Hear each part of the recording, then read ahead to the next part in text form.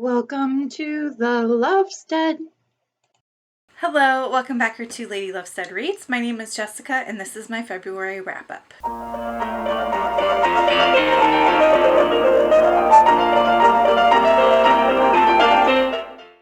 If you're new here, welcome. If you're returning, welcome back. Great to see you.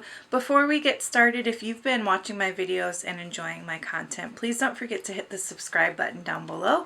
It does help to grow the community and it helps my channel out a lot. In February, I read 10 books. Let's start with the light and cozy. First, for Blackathon, I read So You Want to Talk About Race. This is a work of nonfiction, and it is really about how to think and talk about race, especially if you are a white person. I gave this book 5 stars out of 5. It is the best nonfiction that I have read this year. What I loved about it was just how applicable the information was. I found so much of it super interesting, and I learned quite a bit as well. One of the things that I thought was really interesting from this book was this idea of the model minority, which is something that was new to me, which is a form of exoticizing people of different races. And then the other area that stuck out to me was the concept of white exceptionalism, which is this idea that I like as a white person don't do things to harm people of other races, therefore I am the exception, that everyone is racist, right? Like kind of that idea that you're just the exception to the rule because, you know, you do such good things for various communities. And no matter what you actually do, think, or say, as a white person, you are still part of a racist community. Like you're still part of racist systems. And you probably have unacknowledged biases that you aren't even aware you have, just simply because you are white and you're raised in a certain way and socialized as a certain way as a white person. So I thought that was really interesting. This book gave me so much insight into myself and things that I need to work on to be a better anti-racist, and I just highly recommend this book. I put it in the light category, not because the content itself is necessarily light, but because it gives me hope. Like this book gives me hope that if each of us individually picks up the work of doing anti-racist work, that maybe we really can change the way things are. I think I forgot to mention who wrote that. So Ijeoma Oluo wrote So You Want to Talk About Race. Next, Me and White Supremacy by Layla F. Saad. I always want to say Layla S. Fod. I get it dyslexified, but it is Me and White Supremacy by Layla F. Saad. This is another work of nonfiction that I read for Blackathon, and again, I'm putting it in the light category because this also gives me hope that we can make things change and do better, like create a better world for everyone to exist in. And I gave this book 4 stars out of 5. It is also a really excellent book. It's part like memoir and part social critical analysis, really looking at racism, particularly in the United States, kind of breaking down, again, how to do good anti-racist work. Editor Jess popping in here. I realized that when I was talking about this book, I failed to mention that part of what I liked about this book was how it gives you like journaling prompts, so that you can really get into some of that nitty-gritty work yourself. And the journaling prompts are good prompts. They're not like superficial or anything like that. They really do get you thinking about your privilege and your work as an anti-racist. So back to our regular scheduled programming.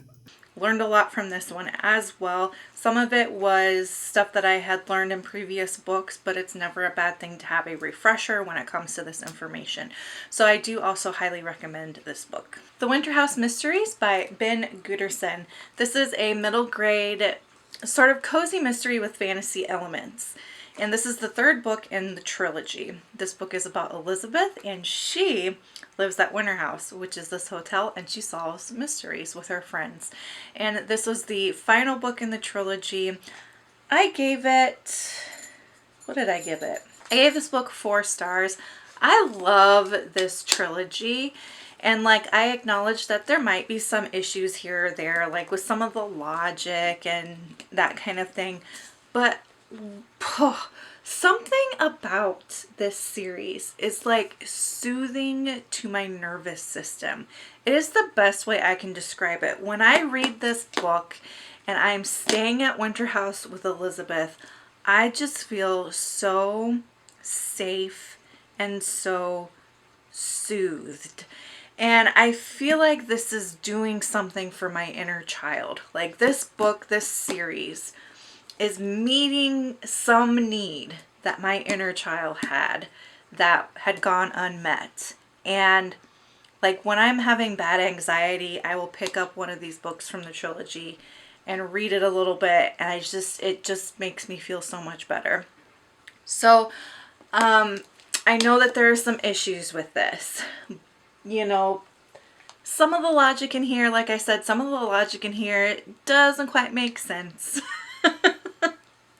But if you can kind of suspend your disbelief and just go into it for the vibes, I think you'll really enjoy it. These books are also just gorgeous. Like, here's the book Under the Dust Jacket.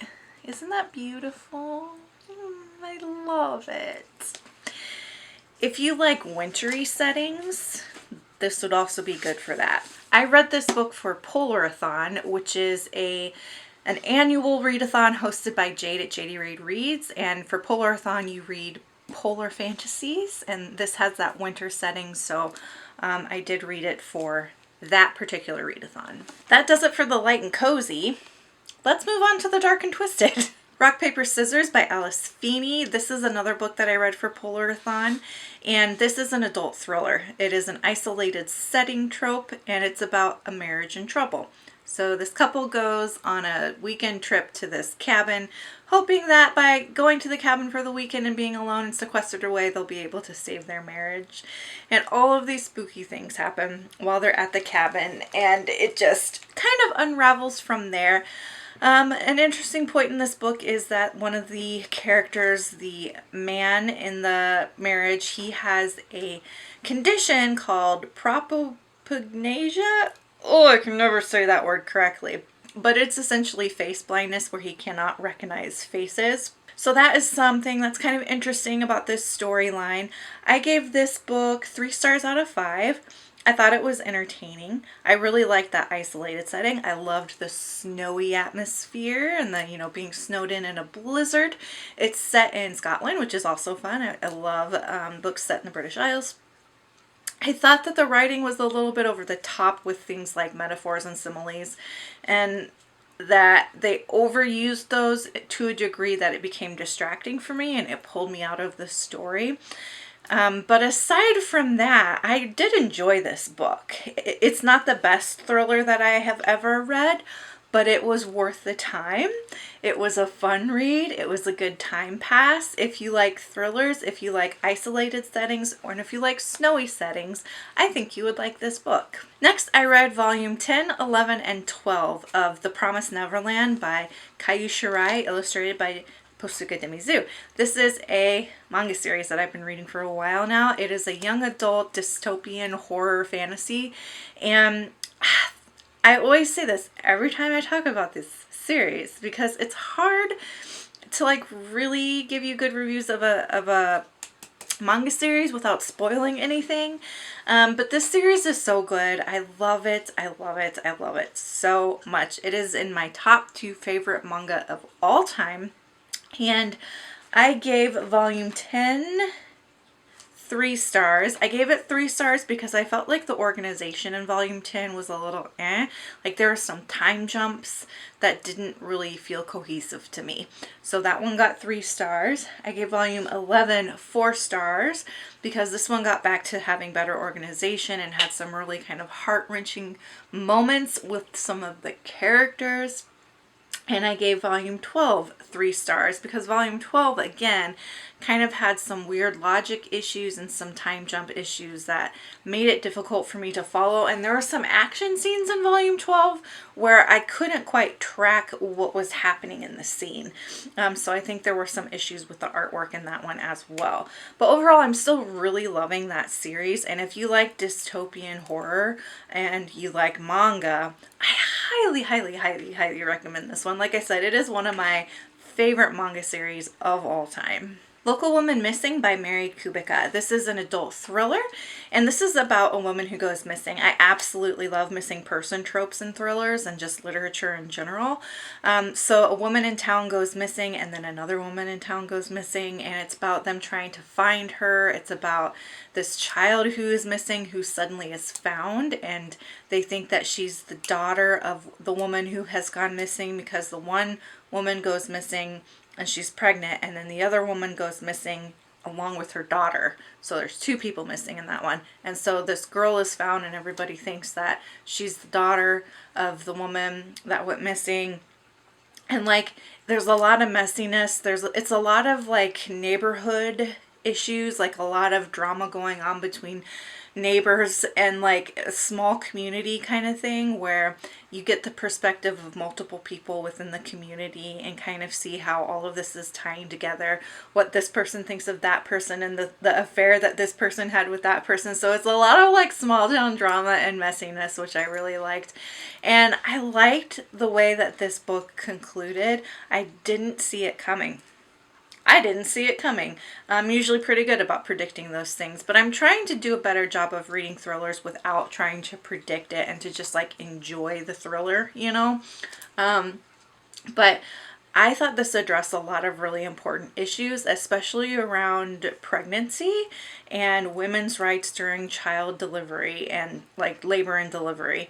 Because one of the characters in this is a doula. And so you get to learn so much about the things that doctors do during delivery without consent from their patient, the way that women are taken advantage of in the medical system, the way that women who are giving birth absolutely need someone who's there to advocate for them and their child. And she really addresses a lot of very interesting, eye-opening issues that I hadn't considered before, all within the context of this thriller. So I gave this book 4.5 stars out of 5. It was very close to being a 5-star read for me. It's the best thriller that I've read this year, for sure. Transcendent Kingdom by Ya Jassy. This is about Gifty, and Gifty is the daughter of an immigrant here in the United States. She is a PhD student who is pursuing a degree in neuroscience, and she's studying addiction and how addiction works in the brain, trying to figure out what causes addiction, what causes someone to be so like pleasure seeking. And her mom has come, not necessarily home, but her mom is living with her because her mom has had some mental health issues. And it's the story of her family. And her family has gone through so much tragedy and loss. And it's about that intersection between psychology as a science, religion, and mental health. Because Gifty is raised as a Christian. And within her Christian circles, when there's a mental health issue, a lot of times they, focus on prayer and that kind of thing. And so looking at, what is prayer in a scientific terms, what happens in the brain neurologically when we pray. And so part of it is just her exploration of finding a balance within herself of her faith as a scientist. And there's some interesting scenes in here about how she brings up her faith among colleagues and how invalidating and almost abusive her colleagues are of her because of her faith. And she also really is exploring like how much psychology is based on science and neuroscience versus how much of it is like personality. And like there's just so many interesting threads woven into this story. And Ya Jassy just has a beautiful way with language and a beautiful way with character development. The characters in this were just absolutely heartbreakingly beautiful. And I loved this book. I gave it 5 stars out of 5. This might even be my first 5-star for fiction of the year. I don't know. I have to go back and check. But it's so good. So if you like literary fiction, this is literary fiction. If you like literary fiction, if you like discussions of religion, science, and psychology and how those things all intertwine and are interconnected, I think you would like this book. Check your trigger warnings. As always, for anything I mention to you, please check your trigger warnings because I do read some dark and twisted stuff. So always check those triggers. Beartown by Frederick Bachman. This is a book I did as a buddy read with my friend Amy at Harvard and Pages, and I gave this book 4 stars out of 5. Beartown is about a hockey town, and it really is a story about a community, not necessarily any individual characters. So there are a lot of points of view throughout this. Like, we're talking double-digit point of views in this story. So if you don't like that, you might not like this one. It can be kind of hard to keep track of, especially when you're just getting into it. This is considered contemporary literary fiction, and the premise is that there is a young girl who is assaulted, and basically it leads up to this culminating event as a result of that. And it's really looking at how the community deals with this. This is a very small town, and it is a town that is extremely focused on hockey and the success of its hockey players. It is putting pressure on all these hockey players because the town itself is kind of falling apart. They don't have a lot of reasons for people to move into town. There's not a lot of industry, not a lot of jobs. Like, it's a failing community. And so their hope is that if they can get a really good hockey program going, they can build a new school that centers around the hockey program, and they can build a new mall and some other things all centering around the success of the hockey program, which is no pressure, right? So it is all about that. It's all about one of the hockey players assaults a girl in the community and how the community deals with that, how the community deals with the pressure around these athletes, how the athletes deal with the pressure. And I really liked this book. I thought some of the characters were kind of archetypical and stereotypical, but then it kind of goes back to, again, it's not necessarily a story about any one character so much as it's a story about a community. So he's got kind of these archetypal characters to represent that kind of person within a community. And take or leave it. Some people might be fine with it. I was a little annoyed with it because I'm someone who likes to have a little bit more depth to my characters so that they're more well-rounded and real. The story gave me 13 Reasons Why vibes, big time. I've never read the book 13 Reasons Why, but I have seen the show, and this story gave me those vibes.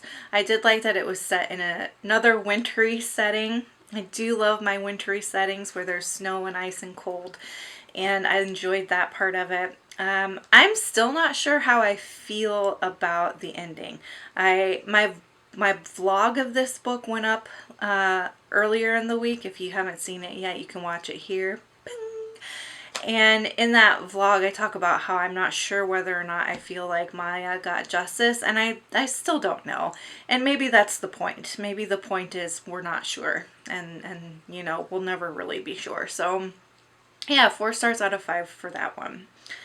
Those are the books that I read in February 2022. The readathons that I participated in was Blackathon, and I was on team literary fiction and nonfiction. So for that I read So You Want to Talk About Race, Me and White Supremacy, and Transcendent Kingdom. I also participated in Polarathon, and so for Polarathon I read Rock, Paper, Scissors and Winter House. Otherwise, I just did a buddy read. That buddy read was with my friend Amy of Beartown, like I already said. I continue to keep reading King of Scars by Leigh Bardugo with my friend Johara through February, and it's going rough. It's going rough. I'm continuing to read that one here in March, so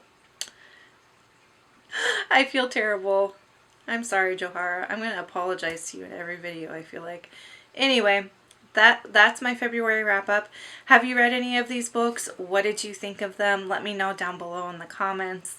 Please, no spoilers for folks who maybe haven't read these books yet. Editor Jess popping in one more time along with the lovely assistant Pi. And I realized I forgot to mention my favorite books for the month. So my favorite nonfiction this month was So You Want to Talk About Race by Ijeoma Oluo. That was a 5-star. And my favorite fiction this month was Transcendent Kingdom by Jassy. That was also a 5-star. All right, back to the video.